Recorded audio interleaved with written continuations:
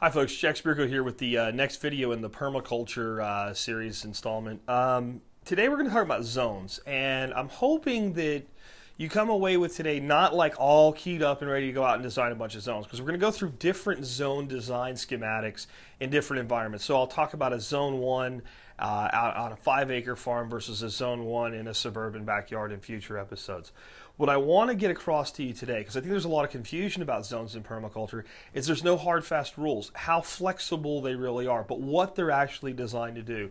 So this is, let's say this is a large property. Let's say that this is a property of 20 acres or maybe more, or maybe it's 10 acres, but it's not a suburban backyard. It's a fairly large property, and it has all 5 permaculture zones.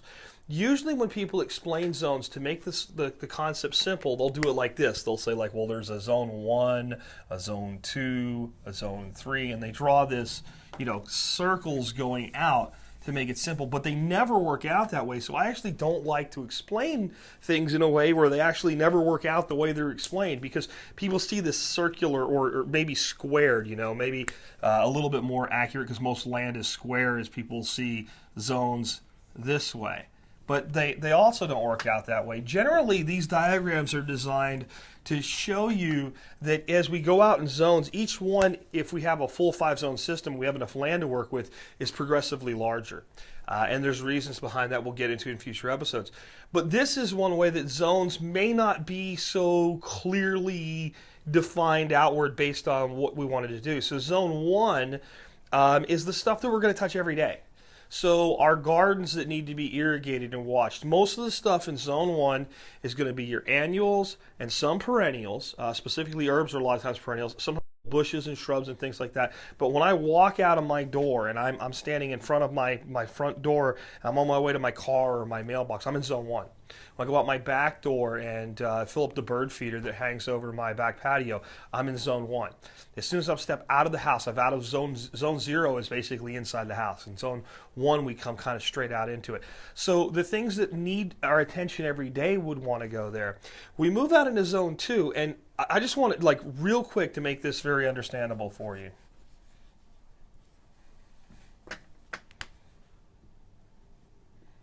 That's also okay. We can change any of these lines any way that we want to accomplish our goals. But zone 2 is a place that we're going to go to frequently, but not every single day, right? And it's things that maybe we want a little bit further away from the house. And we can locate things that's really zone 1-ish in zone 2, but right on the line. So maybe we have a chicken house right here, right? Now, this allows us to put in some paddocks maybe. Maybe we have a couple paddocks, and I'm going to dash the lines for the paddocks. We could get creative with some little chicken runs that we could just open doors and let them into different paddocks. And we could primarily graze our chickens in these 6 paddocks, or maybe 7 paddocks. But we only have to come to the chicken house in this general area here to let them out into there, which means we don't have to go to these places every day. And who knows what's in that little spot? It may continue, it may not. We could put a little run down here, little wires and stuff, and we could open up doors, and we can put little things in like, it would look like this. So you got a chicken, right? He's about this big. Boy, I can't draw chickens. I don't even know what to say about that. I'm just going to, real quick, if this is how big the chicken is, right, then we build a little run like this with chicken wire around it and doors, and we could open up and let our chickens into the different paddocks. That would be one way we could do this. We could do chicken tractoring, whatever. My point is, since the coop is right there, I have to go here, so I'm going to have my doors to get my eggs right there. So I'm going to walk. That means that I am going to, every single day, walk that path. And what that means is it just makes sense for me, things that need a lot of my attention, to be growing them right along this pathway here, because I'm going to go there every day. I'm going to probably walk out my front door every day and maybe go visit the neighbor across the street, so I'm going to walk this path maybe. And my zone 1 needs to be these places where I'm constantly going. If I have worm bins and I'm going to be throwing my scraps into the worm bins every single day, whatever the chickens don't get, I'm going to walk that path too. So I want those things there. Where if I have a large compost heap, it could be more over in this corner or in the zone 2 or somewhere else, because I'm not taking stuff there every single day. It's more of a managed process. And I might want it over here. a major composting area, I might want over here, especially if I have road access or trail access, because I might want to be putting a lot of that material into zone 3, because zone 3 is going to be like on a farm situation where my main crops are. If I'm growing corn and sorghum and amaranth and sunflower and things like that, this is going to be my main crop area. So zone 2 is going to be my hardier perennials. Generally, much of it is irrigated, but not necessarily. It all depends on how that situation is doing. But my mulching here is very rough mulch, and where I've got very fine mulch in zone 1. More attention closer to the dwelling. Again, zone 3, main crops. Zone 4, this is going to be our true farm forestry. This is where my food forest, my forage forest, this is going to be the places I'm going to be going in and chopping and dropping. This is my 7-layer designed and managed system. So maybe in this situation, I've gone in and I've put in a swale-based system. And maybe let's do this up right, because I might even go back into zone 5, which is untouched wilderness, but I might touch it for a little while and then let it grow back on its own. I might put a pond up here. Maybe I've got a pond here, you know. Maybe I've got one right here out in zone 2 with some ducks on it.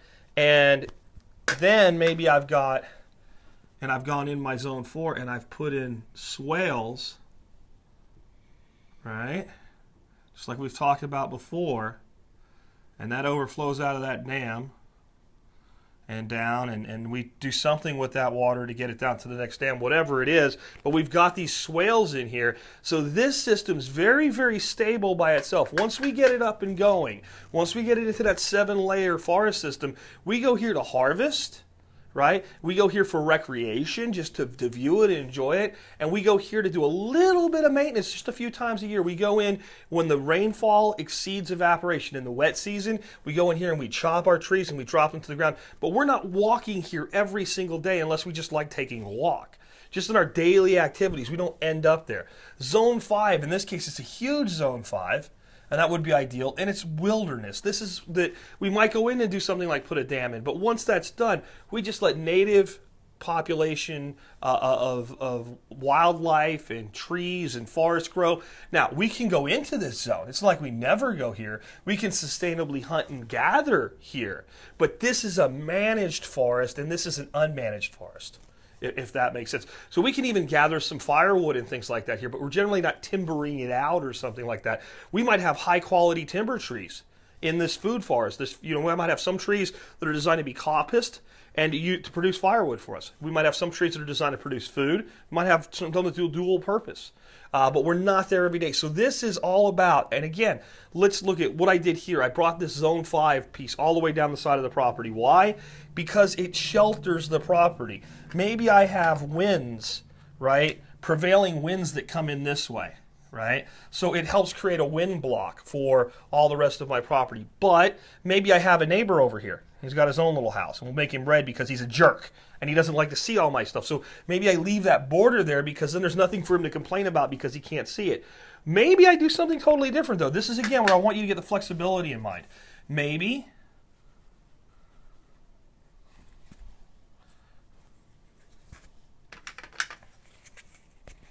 this is zone 4, right?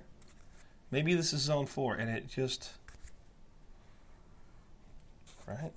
So maybe it's zone 4. So maybe there's more managed trees in here. Now, this isn't going to be easy for me to come in here with 7-layer system based on swale design because I can't swale this narrow piece, but I am really close to zone 1 and 2, and now 4 is butting right up against 1 and 2. I could push some irrigation over off of this irrigated sector into here, and I could grow more designed and managed. Let me fix that 4, right?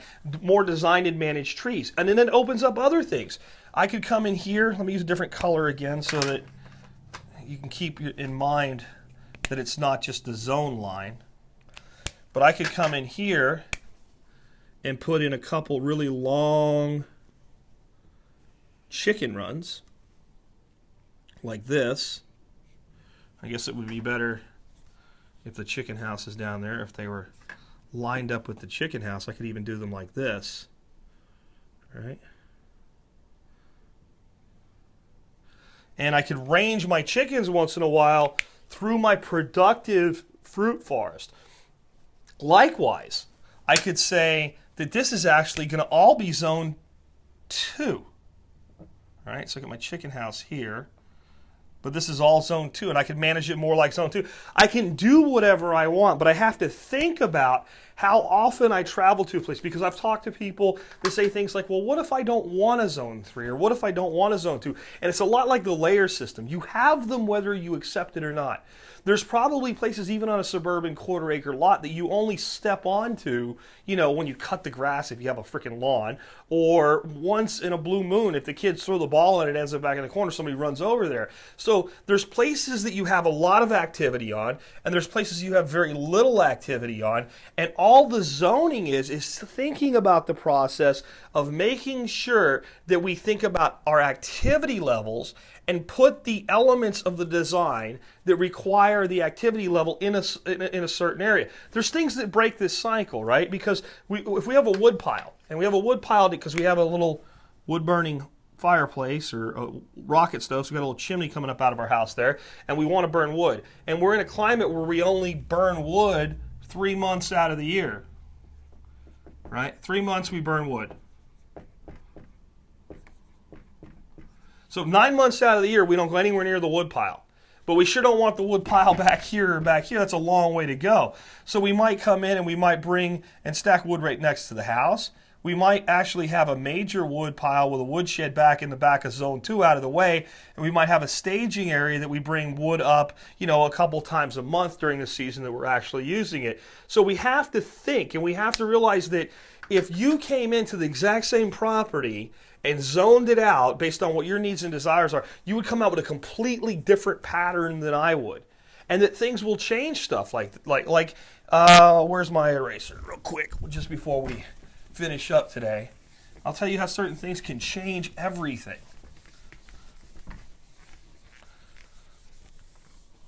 So we have a house, all right?